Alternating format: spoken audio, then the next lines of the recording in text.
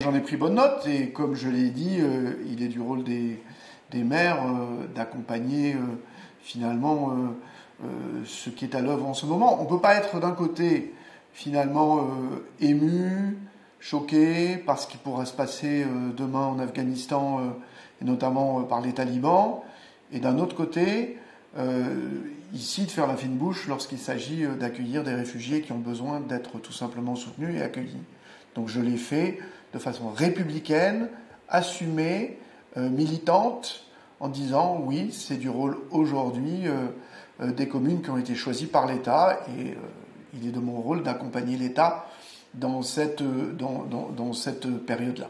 Alors, des communes choisies par l'État, mais est-ce que l'État, avant, s'est renseigné sur les capacités d'accueil de ces communes ?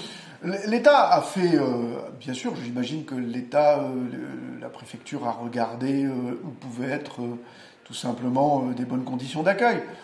Moi, ce que le secrétaire général m'a dit, c'est que les populations étaient très affectées.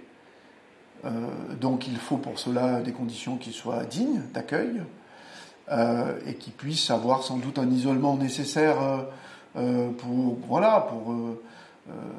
être, je dirais, mieux accueillis et mieux encadrés par l'association qui suit, puisqu'il y a une association Entente Pierre Valdo qui les suit, et on sait que ce sont des bons professionnels, en tout cas du suivi social, et notamment des populations qui sont des populations transbahutées, comme on dit communément. Est-ce que déjà, dès à présent, vous savez où est-ce que vous allez pouvoir accueillir ces réfugiés afghans ? Vous avez des sites à nous donner ? C'est la préfecture qui choisit les sites. La préfecture n'a pas souhaité communiquer les lieux. Elle m'a demandé de ne pas les communiquer, ce que je fais. Tout simplement, elle le fera lorsque ce sera nécessaire. Mais je pense que c'est tout simplement pour la sécurité des personnes. Et puis, voilà, mais c'est bien logique. Pour moi, c'est logique. Ce ne sera pas le CCAS, EDF dont on parlait, enfin, vous avez parlé avec le Dauphiné Libéré, on ne sera pas cet endroit-là. Il est occupé aujourd'hui, il est occupé d'abord par les activités d'été du centre de vacances, géré du comité d'entreprise EDF.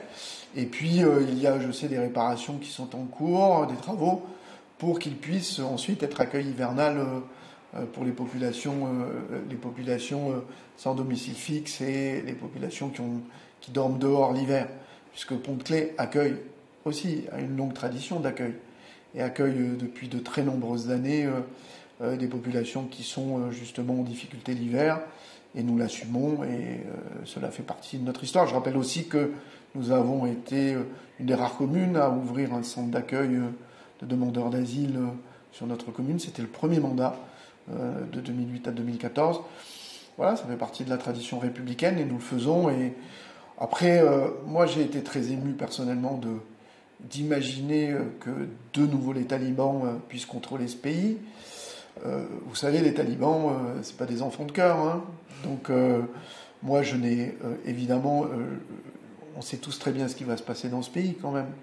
Vis-à-vis de cette population, ça va être le grand retour au Moyen-Âge en fait. Donc voilà, aujourd'hui, un petit nombre seront là, peut-être pas d'ailleurs pour une durée longue, on ne le sait pas, ils vont peut-être être là pour un temps et puis ensuite être dispatchés ailleurs, parce que ça c'est la façon dont l'État va organiser finalement, je dirais, l'accueil. Il est normal que de façon républicaine, le maire que je suis soit au service de l'État à ce moment-là. Mais quand bien même vous ne pouvez pas nous donner les endroits où ils seront hébergés, vous avez les disponibilités nécessaires pour pouvoir le faire. C'est pas un site communal. Donc aujourd'hui, on ne nous a pas demandé, nous, de faire des travaux sur des lieux pour les accueillir. Il existe.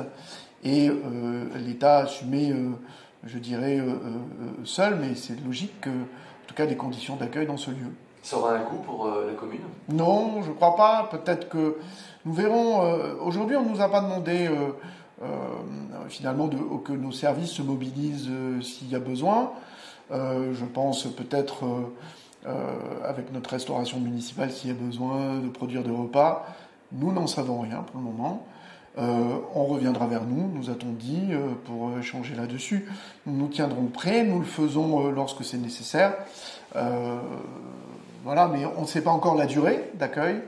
Donc tout ceci est encore finalement trop hypothétique, je dirais, sur un certain nombre de choses, donc on verra.